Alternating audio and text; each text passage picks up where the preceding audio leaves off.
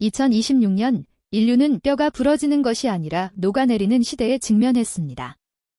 이것은 공포 영화의 한 장면이 아닙니다.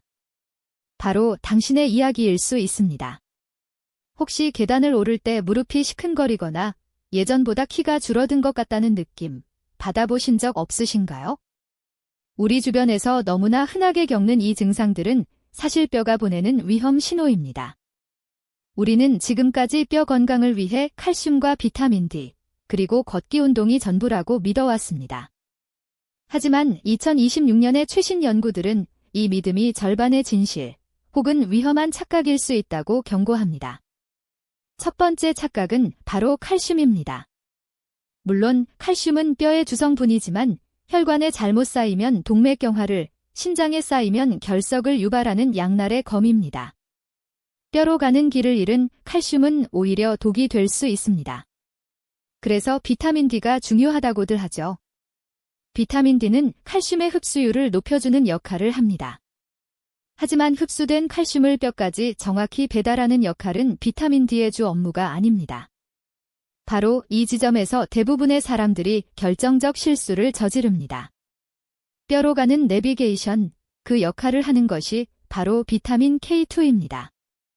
2026년 연구의 핵심은 바로 여기에 있습니다. 비타민 K2는 혈액 속 칼슘을 뼈로 정확히 데려가고 혈관에 쌓이는 것을 막아주는 교통경찰과 같습니다. 하지만 이 모든 것을 뒤집는 하나의 변수가 있습니다. 바로 우리 몸의 호르몬입니다. 호르몬의 균형이 무너지면 아무리 좋은 영양소를 섭취해도 밑 빠진 독에 물 붓기가 될 수 있습니다. 아직 놀라기엔 이릅니다. 특히 갱년기 여성에게 급격히 감소하는 에스트로겐은 뼈를 파괴하는 파골세포의 활동을 막는 역할을 합니다.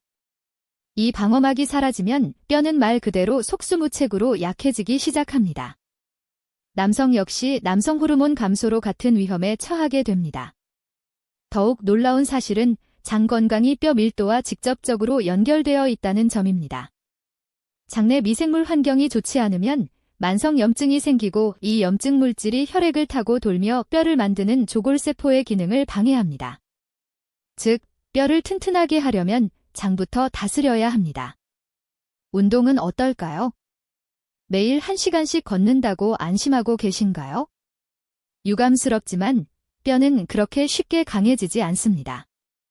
걷기나 수영 같은 저강도 운동은 심혈관 건강에는 좋지만 골밀도를 높이는 데는 거의 효과가 없다는 것이 정설입니다. 뼈는 적절한 충격, 즉 압력이 가해질 때만 스스로를 더 단단하게 만듭니다. 이를 골형성 부하라고 합니다.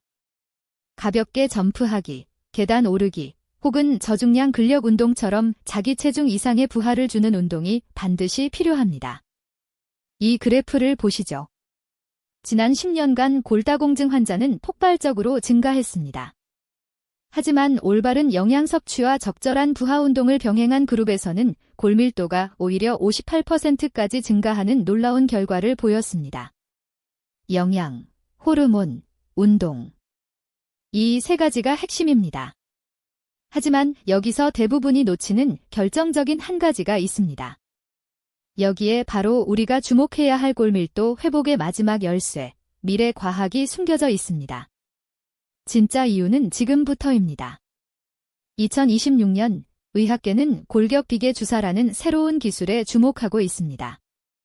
미세한 생체 친화적 지지체를 주입해 뼈가 스스로 재생성될 수 있는 틀을 만들어주는 방식입니다. 부러진 뼈를 붙이는 수준을 넘어 약해진 뼈를 젊은 시절처럼 재건하는 개념입니다.